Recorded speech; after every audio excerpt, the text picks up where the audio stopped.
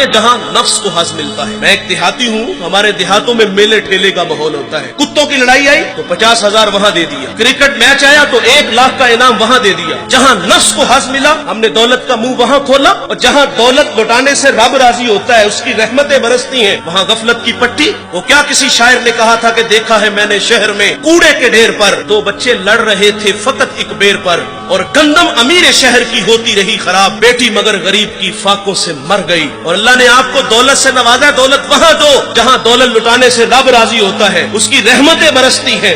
ہمارے گجرانوالہ دھلا چوک پہ ایک بوڑھا 3 دہاڑے آٹے کا تھیلا اٹھا کے دوڑ لگاتا ہے، نحیف تھا، 2 قدم چلا کے لوگوں نے پکڑا اور خوب زد و کوب کیا، اور بعد میں سوال کیا کہ بوڑھے یہ جرت کیوں کی؟ تو وہ بوڑھا رونے لگا، وہ کہتا ہے 1 ہفتہ ہو گیا مجھے اس چوک میں آ کے کھڑا ہوتا ہوں مزدوری کے لیے، اور مجھے بوڑھا سمجھ کے لوگ چھوڑ کے چلے جاتے ہیں، ہفتہ ہو گئے بچے بھوک سے مر رہے ہیں، آج ان کی بھوک دیکھی نہیں گئی تو چوری پہ وہ آمادہ ہوا، اور دولت جہاں لٹاؤ۔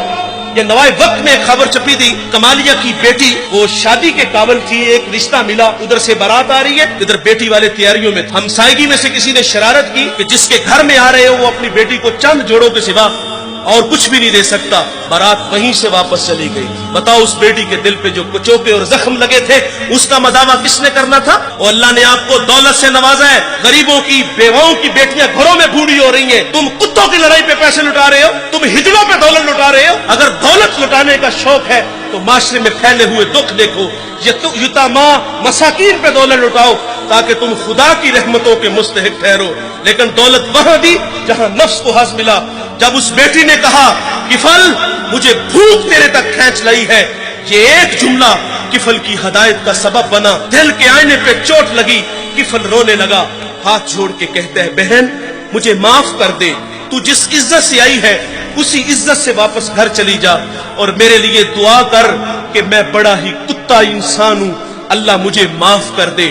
وہ بیٹی گھر چلی گئی اور ادھر تقدیر کا قلم چل گیا، اسی رات کفل کو موت آ گئی۔ صبح ہوئی تو زمانے نے کفل کی دیوار پہ یہ لکھا ہوا پڑا تھا کہ اللہ نے کفل کو معاف کر دیا ہے، وہ معاف کر کے راضی ہوتا ہے۔ بھائی کوئی بندہ مرنے سے پہلے آ جائے ہاتھ جوڑ کے کہہ دیں گے یا اللہ آج کے بعد گناہ نہیں کروں گا، یہ اس کا وعدہ ہے کہ جو میری چوکھٹ پہ 2 آنسو لے آتا ہے میں اس کے گناہ کو لوہے محفوظ سے مٹا دیتا ہوں۔ اس ویڈیو کو شیئر ضرور کیجئے، ہو سکتا ہے آپ کے ایک شیئر سے یہ بات کسی کے دل میں اتر جائے۔ جزاک اللہ۔